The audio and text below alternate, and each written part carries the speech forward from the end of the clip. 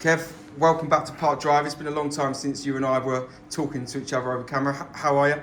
I'm very well and really excited about the future. It's great to be back. Obviously, 7 years I think since I was last here, but I've said it in a number of interviews, I've got unfinished business. It still pains me, the playoff final loss. So I've now been lucky enough to be given an opportunity to put the wrongs right.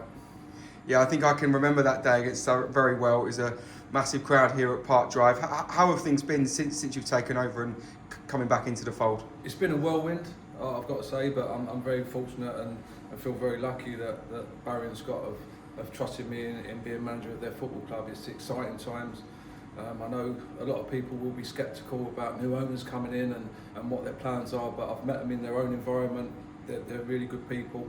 Obviously very wealthy and successful businessmen, and the plans they've got for this football club excited me, which is why I'm here, but it should excite everybody else and certainly Jammers fans, because this club's moving forward in the right direction and it's going to be doing it very fast. And obviously you're going to be working alongside Mitchell, someone who I think you know fairly well, probably from your days at Colchester as well, which will help. How is that relationship going to pan out? Yeah, look, me and Mitch have known each other a number of years now. He's got lots of contacts in football. We get on very well. We think along the same lines in terms of the players we like and the players we want to attract to the football club. So we're working tirelessly to get that done. It's not going to happen overnight, obviously, but we're going to get things in place, players in place. So come next season, start of pre-season, we've got a squad that hopefully everyone can be proud of. A squad that's going to entertain the crowd and encourage others to come. But most importantly, a squad that's going to get us out of step 4 for the first time in the club's history. And you mentioned that obviously the team itself are not in a great position. I think that's been well discussed and well publicised so far. But playoffs, remarkably, are not that far away really when you look at the league table. What does the remainder of the season have entail? Is this to see what we can go on and do, or is this about preparing for next year if we're realistic with it? I think you've got to aim for the stars. I think I've looked at it the same as you have. Can we make the playoffs? It is mathematically possible, but it would mean winning the majority of the games. Is that doable? Yes, anything's doable in football, but first and foremost, I think it's about creating an environment for the players that are already here, give them a chance to see whether they're going to come on the journey with us or not, and ultimately prepare the team with a positive end to the season, geared up for hitting the ground running in July and the season ahead. And so last time you were here, Kev, you had a player with you called Liam Nash. Your appointment coincided with his departure at Hornchurch. I think for a couple of hours there were a few supporters, me included, that dreamed that maybe Nashy was coming home.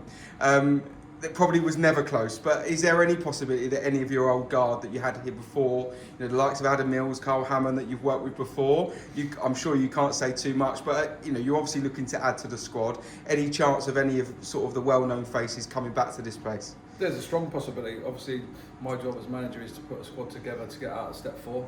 I've got players that I've worked with in the past that have done very well for Maldon and clubs I've been at that would help that and get us out of step 4. I think I was a couple of days too late to get Nashy, but again, it's just someone that I thought about. That's where this club is now.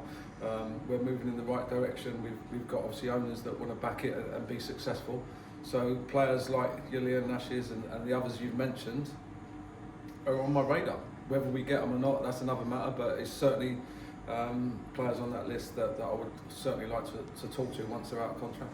And obviously Liam has been in charge of the team in a role that you know very well, having combined Colchester and Maldon before. Is Liam going to be sticking around? Is he someone you see as part of your team moving forward? Yeah, look, I get on really well with Liam. I've worked with him a number of years at Colchester. He's done a fantastic job in difficult circumstances when managers are leaving and there's obviously new ownership coming in and it's all up in the air. So he's steadied the ship. The lads love him. Maldon fans love him, and I get on really well with him. So he's certainly sticking around to the end of the season. Who knows what the future holds after that? But I'd certainly like him to stick around. Yeah. And I think one thing that's everybody's spoken around, Barry and Scott included, is, and I think you've touched on it in a recent interview too, is making this stadium, this club, this team a real community asset and a hub. What's your message to the supporters that maybe have been a bit sceptical, haven't been at the ground for a while, haven't come to watch the team for whatever reason? What's your message now as you as you want them behind you and the team, and here on a Saturday to cheer you and the boys on? Come and see it for yourself. That's as simple as I can say it. Obviously, all the hype behind it, people are sceptical, thinking, is that really happening? Come up and have a look, see what's happening at the football club. There's already been small changes happening straight away. Obviously, we're going to try and entertain on the football pitch, but that was a big thing for me.